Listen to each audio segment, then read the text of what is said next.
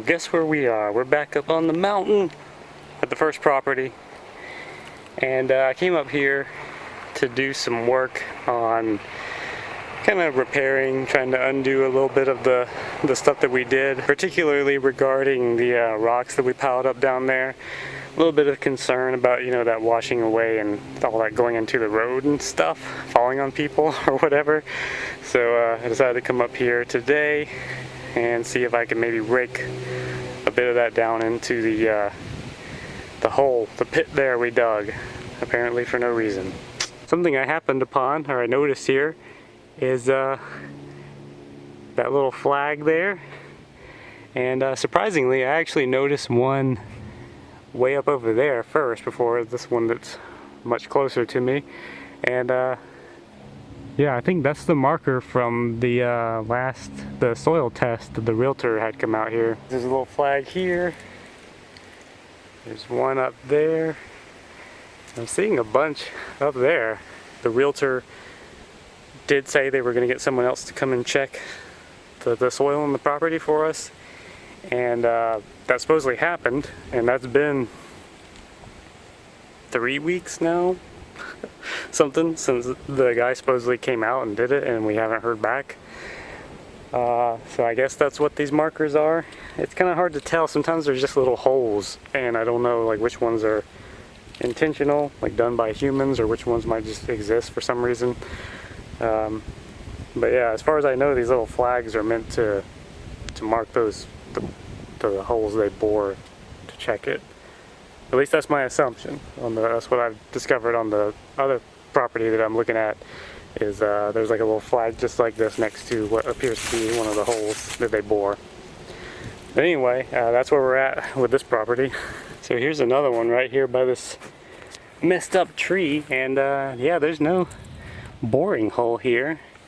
So I'm not quite sure what this is supposed to be marking. Maybe it was where they were gonna do it. I have no clue. There's another one right up there, and then further up there. So yeah, I don't know. I'm confused by this. I don't know what these flag markers are for. I'm not sure what it is, but this area is looking different to me. It almost looks clearer, which is weird because it's, you know, getting into spring. It's what? When's summer start? It's spring, summer right now. And it's looking clearer. Maybe it's from all the rain and wind we had.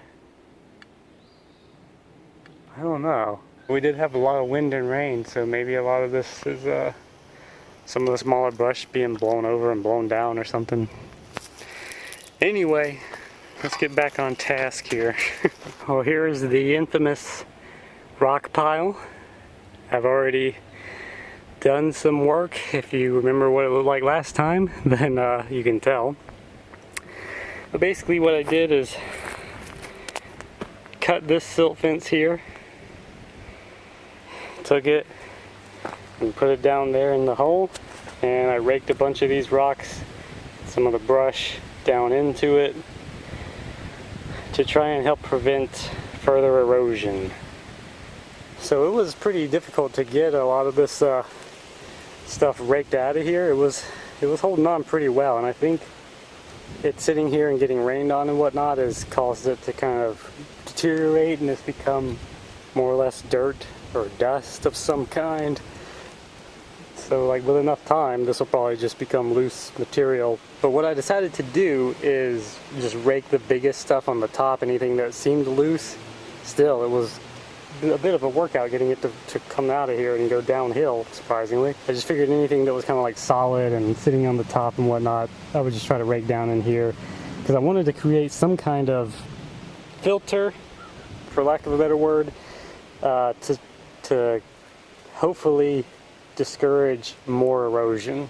And obviously putting the silt fence there to catch the rocks and whatnot, which seemed to work pretty well. I was taking rocks and just kind of shoving them and tossing them down, and they would hit that silt fence and stop. So hopefully Mother Nature isn't gonna apply any more force or trajectory than I did, and if so, then that seems like it'll work okay for now. Like, I feel a little better at least having something done. So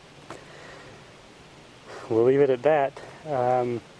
I might mess with it a bit more. I'm going to try to go down there again and organize the rocks a little bit just to try and make sure that I've got the most, in my mind, sensible layout to help, you know, make sure that the bigger rocks aren't at risk of becoming loose or something and somehow making their way down into the road. Maybe it sounds ridiculous, but, you know, I'd rather be as sure as I can be. So that's probably where I'll be leaving it today. Not a big difference from where I just showed it, but hopefully a minor improvement. I moved that bigger rock over to the side. Basically, that was my main goal. This big hole I had here with the tree branch thing, I filled up with some of the rocks just so it's not like a tripping hazard. Not that you really want to walk that close to this edge anyway, but I'd rather have something than nothing in that big hole there. And what you may notice is right here, we've got this kudzu vine growing, and it's quite long. I've heard that it can grow up to like 2 feet or a foot a day, something like that, between 1 and 3 feet a day. So as much as it sucks and I'd hate seeing it around here, it might be for the best, at least in this situation. As you can see up here, in my hand over here where I'm pointing the camera, because you couldn't tell unless I pointed with my hand, is a lot of the vegetation is growing, so that's a good thing. All these greeneries and roots that we can get in here, the better in terms of helping to undo the erosion risk I may have created with my foolishness. So the next big question that yet still remains is all this dirt that we moved up here, and there is some vegetation poking through in a couple of areas. I don't know how much of this might be like, you know, just leaves blown in from the rain and stuff, but you got some little stuff growing in here, so it's kind of good that it's taking care of itself. But I did consider maybe going and buying some grass seed or something and tossing it out here. But I have been wondering if this is smoothed out enough, and maybe with these tree branches here, and if I put some grass root down, grass seed, if you could get this kind of incorporated with some root systems growing through it, it might be okay on its own. But of course I think, you know, what I do with this is also kind of determined with how things work out for this property. If I determine that I wanted to keep it and use it, then I'm still interested in making this that kind of flat little plateau that can be used as like a resting area or something. Because I still think that would be cool. I still like this property, I still like this area. Even if I didn't build a house on it, I do wonder if I would regret getting rid of it. I don't know. So we'll see, but that's where we're at now. Some vegetation's already taken over. There, you see it? So this is what it looks like from the road. All this vegetation growing back here. We kind of need it to grow more here. But it's on its way. Got the kudzu vines and doing their thing. But anyway, if you recall, if you watched my original videos of doing this, there's like a little bit of a dirt lip there. And the silk fence I planted, you know, about probably, what, 6 inches to a foot or so, something like that, around a foot from the edge. So hopefully that'll be good enough to hold everything and keep this from washing out too bad. It's kind of funny, you could tell my little pathway that I made there for the runoff seems to have worked a little too well. It looks like that's where all the water's coming through and just washing all that away. Eek. But I think that's all I can do for today. It's good enough for one day's work. And I don't know. Don't know what to expect with this scenario, but I'm just trying to do what I can to make sure I don't leave it in a mess. The best, you know, best possible way that I can figure to do that. So hopefully my efforts will be sufficient, or at least somewhere close to sufficient. Alright, anyway, I may come back out here and do some more with it another time, but I just wanted to try and make sure I got this dealt with because that's been on my mind. Worried about this kind of just gaping hole I put in the side of the mountain for apparently no reason now. So it's not perfect. I would much rather actually probably put like a little retainer wall there or something and fill the dirt back in or something like that just to kind of undo it to some degree.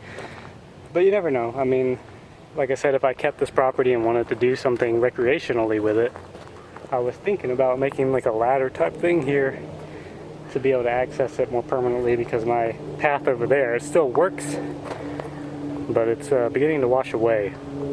So I don't know, maybe I don't want to just undo it entirely just yet, so we'll see how it goes, but that's it for today.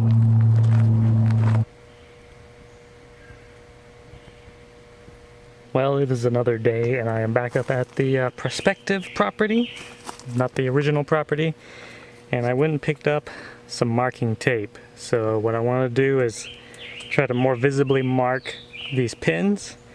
I almost couldn't even see the first one up here by the pole when I first got here, so yeah, I definitely want to mark these and see if I can maybe get some more accurate measurements as a result, as well as employing a couple of other techniques. So let's get on with it. Well, that's a bit more visible. So here's pin number 2, marked all the way down to the ground. And I tried to kind of leave a bit of a tail on this one so I can hopefully see it better from down there.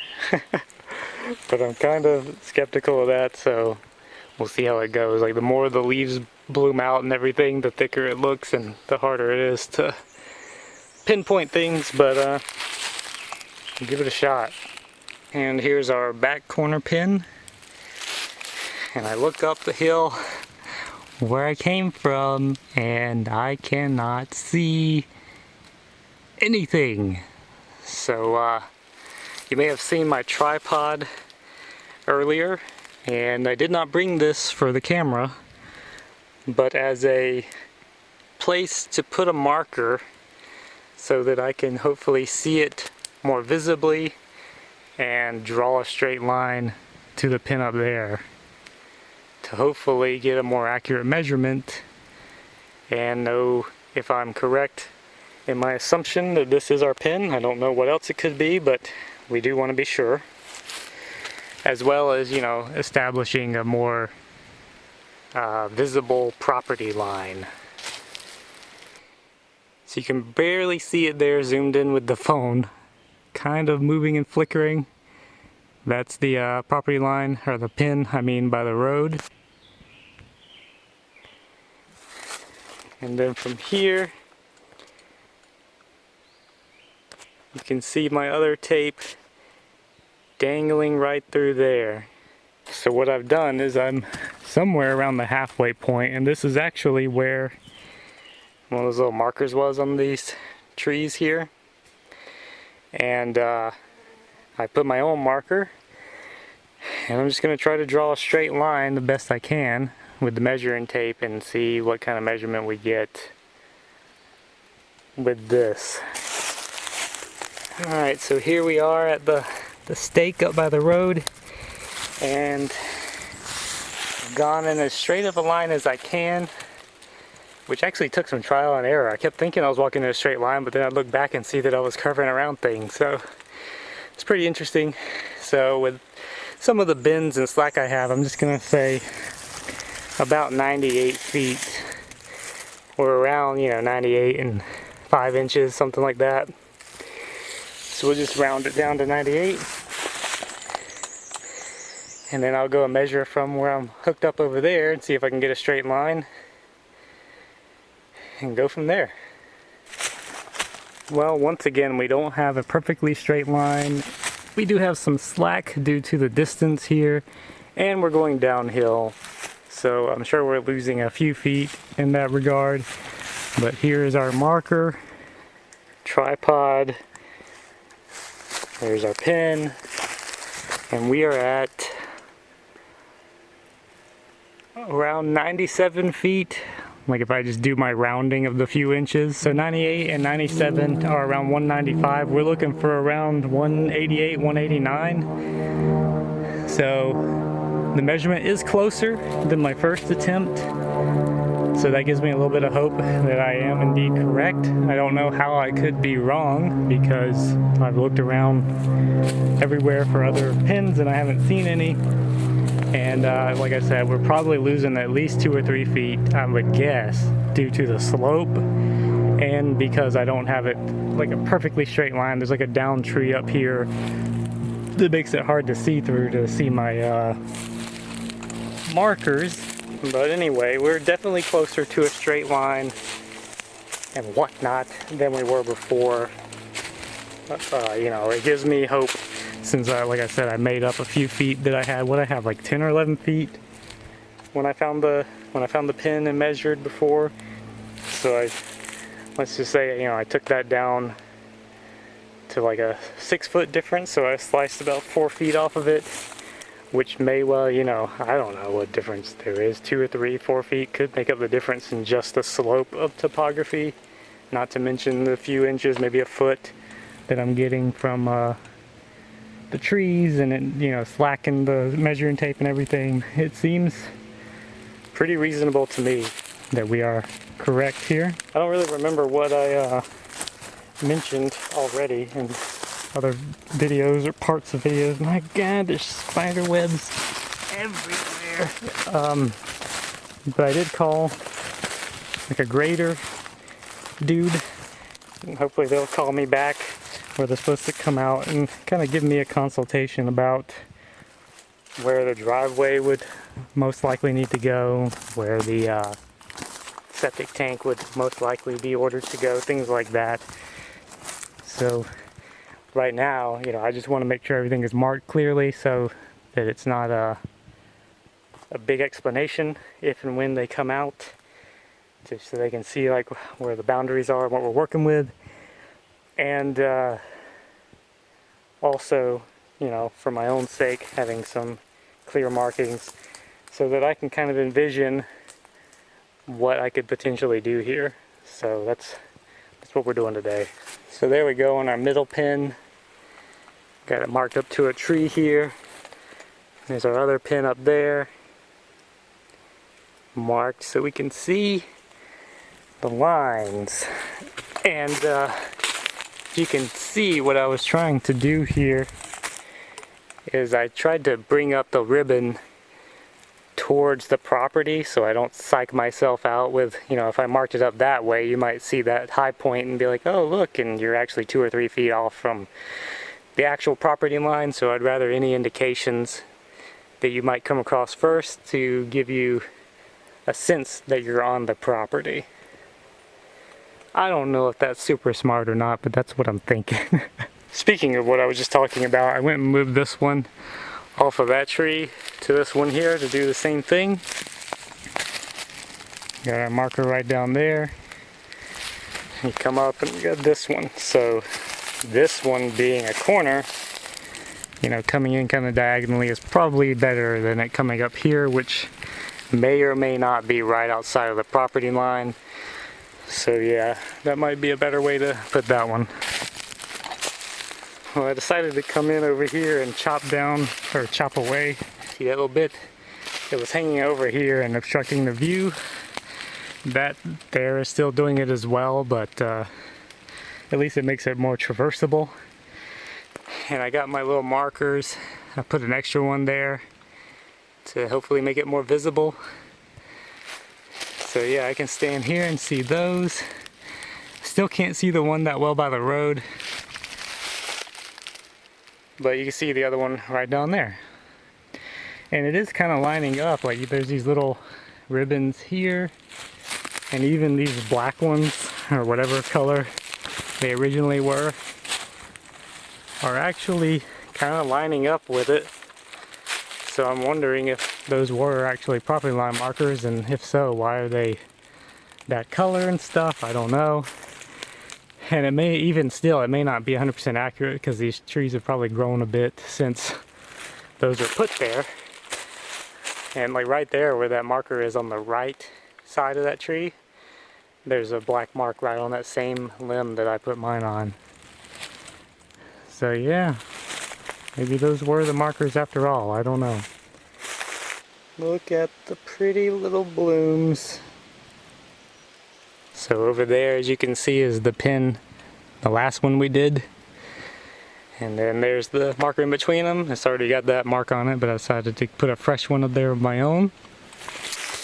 And then here we are at the infamous pin that was the easiest to find and I thought would be the hardest. And once again, I have it tethered up so I can see it from up high and going inwards towards the property. Now, technically the property line might be something like this, so this is not ideal, maybe if I put it on that tree there, but it still gives me the direction of the property from the pin, so I'm gonna say that's good enough, right? Alright, so right there is our marker next to the power pole. And I walked up from the other one and I've just put markers the best I can into a straight line. So we have this one, and then way down there I have another one. So I'll just try to walk you through. Come through over here. There's our gully.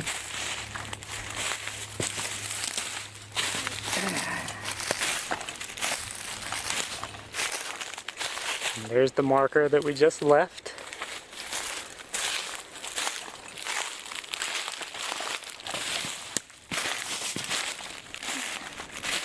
Lots of loose brush on the ground. I've tried to do my best to sight this, but I'm not confident in my ability and the outcome. So here's this one.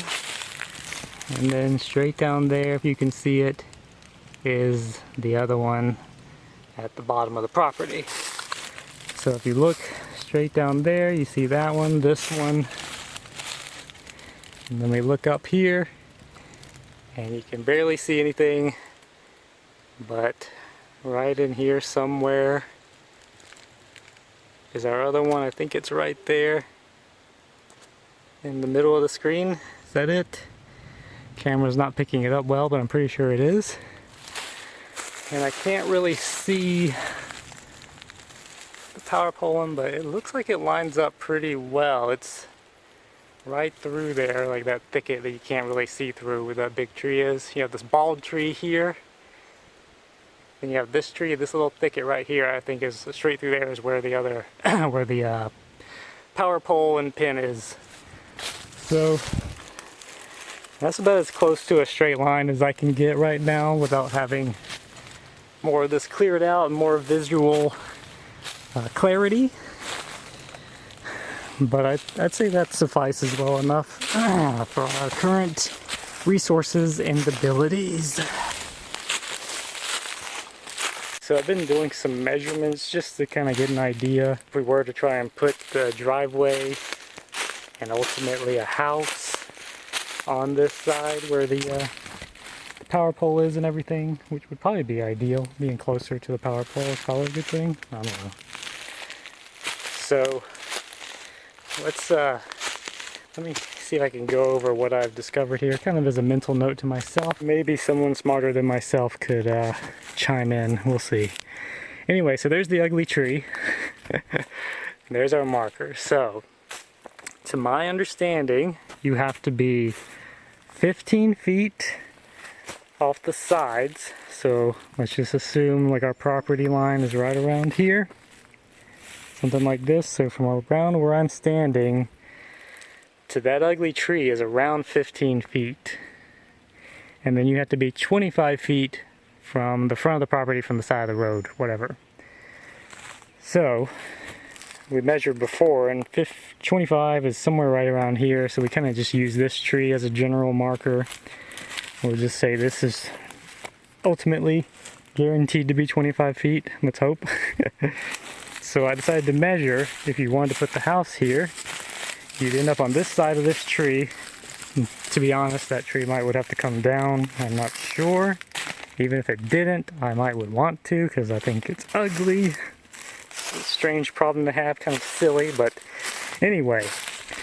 So I took my measuring tape and kind of got an approximate measurement. I'm doing it by myself and I don't have anything really good to hook it onto. So I just kind of am estimating here, but let's say your one wall was here, like your front of the house is over here, corner, your wall going this way, then you can go about 18 feet this way before you start to run into the gully there. And since the minimum square footage is 672 square feet, I think, that means you have 18 feet by however much can get you that distance that way. I haven't measured that way yet, but the 18 feet this direction, assuming you would build here, is a helpful number to know. And it kind of tells me, you know, like if you built here, I'm pretty sure your septic has to be about 10 feet away from the house. So if you could imagine, like if the septic could be put here, then you have all this land over there, which is, I don't know what that is left over there, what, about 60 feet, 50 feet, something like that. And then downhill to hopefully like run your drainage and stuff. And I don't know if that's how it works, but I'm just trying to get ideas here, you know. So to me, that seems like about as ideal as you can get. If you didn't have to have that 25-foot buffer, then you could potentially try to build the house like right up here and then have all this down here for your septic and everything. But what I did learn though is, maybe I've talked about this in a video before, I don't remember, but you can apply for a variance, which is, you know, they come out, I think he said it's like a 1 or 2 month long process. It costs $200 to apply for it. And they come out and they kind of look at your land and see what's going on, and you could possibly get approved for a variance which would allow you to build under that minimum square footage. So it would suck to throw away $200, but you know, if that was the difference between doing something and not doing something, then, you know, it's worth the try, I would think. Spend that $200. And first of all, you know, it makes it easier to build because it's smaller, cheaper to build, which is a big deal, especially right now with lumber prices. And then, you know, the cheaper and easier all that is, then the more likely it is that you can afford to get the septic tank and everything done. This is all theoretical because I don't know what ultimately the septic tank would cost and stuff, so, you know, take it with a grain of salt. Or I don't really think that phrase applies to this scenario, but that's generally how people use it anyway, so whatever. But anyway, I think we've done all the exploration and measurements and stuff I can think to do today. I'm glad to have the property lines marked, and I even used my tape to kind of mark a couple of areas of interest, and it kind of makes me wonder about this tape here. I wonder if they were doing the same thing, like, mark this tree, this is about where you'd have to build your house, and it's like, yeah, that's pretty much it. I wonder if they were doing the same thing. So I may be following exactly in the footsteps of the previous owner, or the current owner actually. You know, they may remain the owner if things don't work out here. But it would be funny if I'm like following in their footsteps and I'm gonna find whatever the pitfall was that they found, I'm gonna fall into it as well. But I'm trying to avoid that, so we'll see what happens. But yeah, I'm feeling good about getting the property marked out and everything. And you know, the only other thing I can do at this point is I got to get like a long pole or something and like plant it at that corner, especially that one back over there, the main corner one in the back that I always go to, and come up to the front and be able to run a direct tape straight over there and back, or have like a laser measurer or something like that to get a dead on, like accurate measurement without the topography being a concern and all that stuff. That's about the only thing I could do at this point to kind of guarantee my measurements beyond what I've done now. Aside from that is like maybe getting some property stakes and creating a line, but that's hard to do without getting that exact measurement, like I said. So Anywho, you know, and you need another person. Having two people out here will be helpful. You need, you know, that's how surveyors work, as far as I know, where they come out and there's one person kind of sighting it, and another person, you know, they're directing them and telling them where to put stuff. So, anyway, that's where we're gonna leave it today. I guess that's just about it. So, thanks for joining me on yet another adventure in the property saga. And hopefully, within the next couple of weeks, we'll have some interesting news. Well, we definitely should have some interesting news in a couple of weeks, because within a couple of weeks is when we're supposed to close on it.